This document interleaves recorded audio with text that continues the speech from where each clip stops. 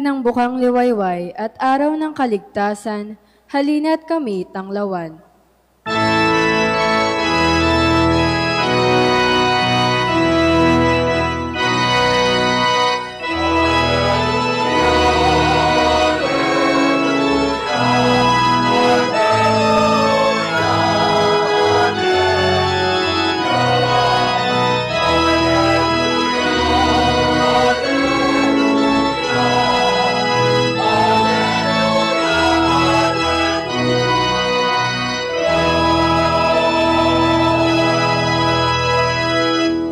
Sumainyo ang Panginoon. At sumainyo rin. Ang mabuting balita ng Panginoon ayon kay San Lucas. Papuri sa iyo, Panginoon.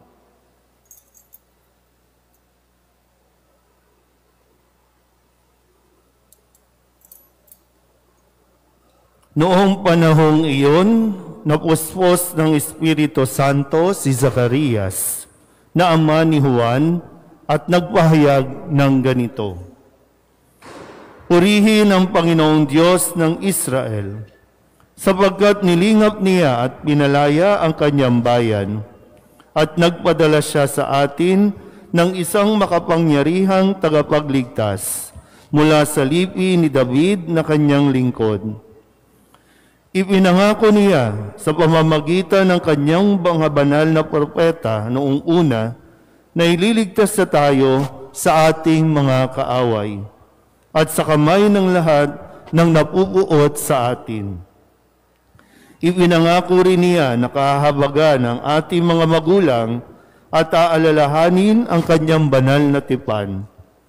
Iyan ang sumpang binitiwan niya sa ating amang si Abraham na ililigtas tayo sa ating mga kaaway upang walang takot na makasamba sa Kanya at maging banal at matuwid sa Kanyang paningin habang tayo'y nabubuhay. Ikaw naman, anak, ay tatawaging propeta ng kataas-taasan, sapagkat mauuna ka sa Panginoon upang ihanda ang Kanyang mga daraanan at ituro sa Kanyang bayan ang landas ng kaligtasan, ang kapatawaran ng kanilang mga kasalanan. Sapagkat lubhang mahabagin ang ating Diyos, magbubukang liwayway sa atin ang araw ng kaligtasan, upang magbigay liwanag sa mga nasa kadiliman at nasa lilim ng kamatayan, at patnubayan tayo tungo sa daan ng kapayapaan. Ang mabuting balita ng Panginoon. Pinupuri ka namin, Panginoong Hesukristo. Isang magandang umaga po sa inyong lahat. Palapakan natin ang Panginoon. At binabati ko po kayo sa pagtatapos natin ng siyam na araw, siyam na madaling araw ng ating pong paglalakbay upang ating sama-samang mapagnilayan ang bawat araw na tulong para tayo mas maihanda sa napaka-espesyal na pagdiriwang ng Pasko ng pagsilang ng ating Panginoon. Sabihin nyo nga muna sa katabi ninyo, congratulations! Yan. Sino po ba ang nakakumpleto ng siyam na araw? Yan. At least, no? Muntik-muntikan ko nang hindi makumpleto dahil sa dinanas na karanasan at hanggang ngayon ay nandito pa rin. No? Nung kalagitnaan, bigla tayong nagkaroon ng Bell's palsy, sinisikap, no? Na unti-unti, sana po, no? Mas maging madali pa yung recovery at mas maging maayos na po, no, yung aking kalagayan. Pero hindi yan nangangahulugan na hindi na tayo mag-re-review muna. Baka kasi nakalimutan na natin, kinumpleto lang natin yung siyam na araw, pero ano nga ba yung natutunan natin at ano yung naaalala natin ng mga kwento na marami talagang itinuturo ang Diyos. Sa kabuuan, no, talagang sinasabi sa ating tapat ang Panginoon. Kahit anong mangyari, tutuparin ng Panginoon ang kanyang pangako. Simulan muna natin sa unang araw, mga brad. Araw-araw kayo nagsisimba, no? Araw-araw kayo nagsiserve. Ano ang unang araw? Sino ang ipinakilala sa unang araw? Ha? San Juan Bautista. Ano ang pagkakapakilala ni Jesus kay San Juan Bautista? Brad. Pag hindi kayo nakasagot, magli-lay minister na kayo. Brad. Nakikita kayo ng mga crush nyo. Ano ang pagpapakilala ni Jesus kay San Juan Bautista? Paano kayo magsusutana? Hindi kayo makasagot. Siret? Subukan natin yung mga lektor. Siyempre, hindi pwedeng basa lang ng basa, no? That lay minister. Ano ang pagpapakilala kay San Juan Bautista noong unang araw? Ha? Alam maalala? Ha? Ano, Brad? Ang lalaking sumisigaw sa ilang. Ang lalaking sumisigaw sa ilang. Pagtutuwid ng daan. Si San Juan Bautista ay pinakilala sa atin noong unang araw bilang tagapaghatid ng liwanag. Hindi siya ang liwanag, pero siya ang tagapagdala ng liwanag. Ikalawang araw, ito mga choir natin. Ikalawang araw, EJ. Ikalawang araw, ano San Jose? Hindi pa si San Jose. Ate, ikalawang araw. Uy. Wala po ako. Ikalawang araw. Sino ang mga pinakilala sa ikalawang araw? Brad. Ano, babasa tayo? Alin? Salin lahi. Di ba pinakilala yung salin lahi na pinagmumulan o pagmumulan at kung saan tutuparin ang pangako na sinabi din kay Samuel. Di ba sa unang pagbasa, sinabi kasi ni Samuel na ipagtatayo niya ng yung kaban dahil siya nakatira sa isang magarang palasyo, samantalang yung kaban ay nasa kubol lang. At dahil doon, ikinatuwa ng Panginoon at nagsimula ang pangako na mula sa iyo, magmumula ang isang haring maghaharing magpakailanman. Kaya yun, inisa-isa, binalikan ang salin lahing pinagmulan o pagmumulan ng tagapagligtas.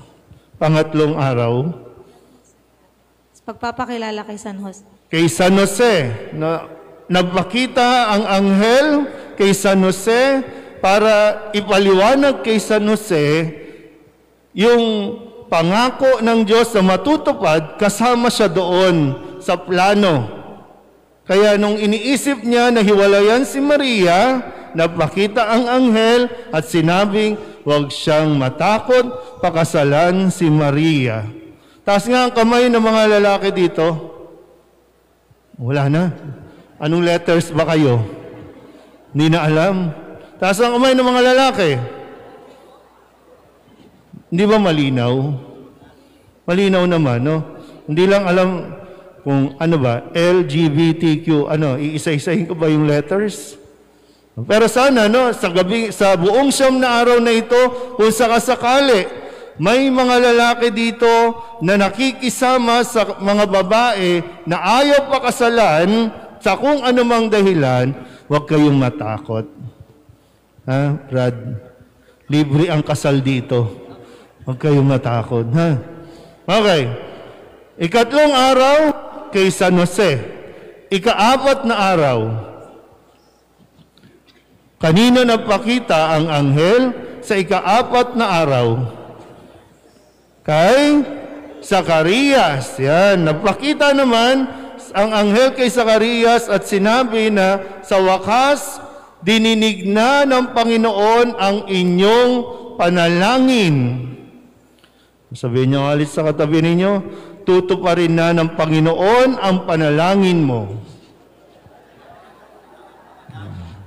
Diba, sa tagal ng panahon naghintay, tumanda na sina Zacarias at Elizabeth, kung kailan parang imposible nang magkaanak ang dalawang ito, pero para sa Diyos, walang imposible.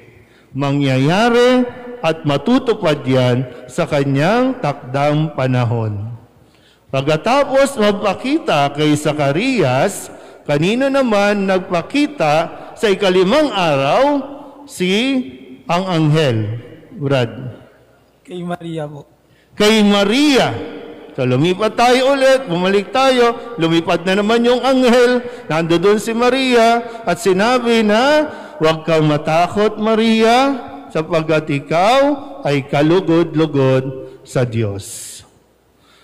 Yung katotohanan din na minsan may mga plano tayo na hindi nangyayari ayon sa plano natin, pero tandaan mo, masigit na maganda ang planong inihahanda sa iyo ng Diyos. Malinaw? Brad, busy-busy ah. Ika-6 na araw, pagkatapos mag-usap ng anghel at ni Maria, ika-6 na araw, kanino at saan nagpunta si Maria? Andyan ba? Mini-message na ba? May dumating na. Yung parcel, dito mo pa ibina-deliver. Kanino? MBG? Kay Elizabeth. Kay Elizabeth. No? Agad-agad na nagpunta si Maria kay Elizabeth para ito ay paglingkuran. Dahil nalaman niya mula sa anghel na si Elizabeth ay 6 na buwan nang naglilihi o buntis. Kaya itong si Maria, agad-agad na pumunta doon kahit na siya ay meron ding sitwasyon. Naintindihan po ba? Sabihin niyo nga sa katabi ninyo, huwag kang magreyna-reynahan. Diba? Pero mo, di ba, natanggap ni Maria ang pinakamagandang posisyon, ang maging ina ng Diyos. Di ba, no? Napakataas na nun. Pero anong ginawa ni Maria? Naglingkod. Kaya hindi porket ikaw ay meron ng natapos, hindi porket ikaw ay meron ng titulo, gagamitin mo yan para mas maging mapagmataas. Sana mas makita mo na mas malaki ang responsibilidad na ikaw ang unang-una, higit sa lahat, ang dapat na naglilingkod. Kung ikaw ang presidente, ikaw ang coordinator, ikaw ang may title na PhD, doctoral, dapat ikaw ang unang-unang marunong maghawak ng walis. Yung mga magulang, no? Yung mga anak ninyo nakagraduate lang, ayaw nang maghugas ng plato. Simpleng bagay lang yung hindi magawa. Pero binibida yung kanilang sarili na ay, ako ang pinakamataas dito. Naintindihan ba? Okay. So matapos naman na maglingkod si Maria kay Elizabeth, di ba dumating siya 6 months na. So nagstay siya doon ng 3 months. Pagkatapos doon, ano na nangyari? Ate. Pagpapangalan kay San Juan Bautista. Nung tinatanong sila, ano ang ipapangalan mo sa bata? Dahil nung panahong yon, hindi pa nakakapagsalita si Zacarias. Kung kaya tinanong nila si Elizabeth at nagsuggest, sana Zacarias ang ipangalan, Junior dapat. Pero hindi. Kasi nga, sa pangalan pa lang, makikita na natin kung ano ang misyon ng isang bata. Kaya ang sabi, Anong pangalan ni Juan? Anong pangalan ni Juan? Juan Bautista. Si Juan na nangangahulugan na ang Diyos ay mapagpala. Ulitin nyo nga sa katabi ninyo, pagpapalain ka ng Diyos. Kung marunong lang talaga tayong sumunod, no? Pagpapalain talaga tayo ng Diyos. Okay, kahapon, ika-8 araw. Kahapon ba? Tapos na pala. Ngayon, ika-9 na araw. Ano ang nangyari? Parang sumuko yung mga grupo na yun, no? Hindi nakatagal, Ngayon, matapos ang pagbibinyag, ano ang binitawang salita ni Zacarias matapos siyang 9 na buwan na hindi nakapagsalita? Ano ang lumabas sa bibig ni Zacarias? Yan siyang dapat nating laging ginagawa paggising pa lang sa umaga, yung lalabas, mahalaga yung pinakaunang lalabas sa iyong bibig. Naalala niyo po ba kung anong lumabas sa inyong bibig kanina? Anong lumabas sa bibig kanina? Anong sinabi ni Zacarias? Pasasalamat daw po. Pasasalamat daw. Sino yung daw? Di ba ang sabi ni Zacarias, purihin ang Panginoon. Sabihin niyo nga po, purihin ang Panginoon. Ulit, yung mas malakas, purihin ang Panginoon. Diba? Tinikom yung kanyang bibig dahil dumating sa pagkakataon na para bang nagduda na siya, tumigil na siya, na ipagkakaloob pa ng Diyos sa kanila ang kanilang kahilingan na magkaroon ng anak. Pero ito ngayon, ang katuparan, nasa kanya na, hawak-hawak niya ang katunayan ng katuparan ng pangako ng Diyos. Kaya ang lumabas sa bibig ni Zacarias at nawa, manatili din sa atin. Purihin ang Panginoong Diyos. Pakiulit nga. Ulit, mas malakas pa. Pasalamatan natin ang Panginoon, palakpakan natin siya.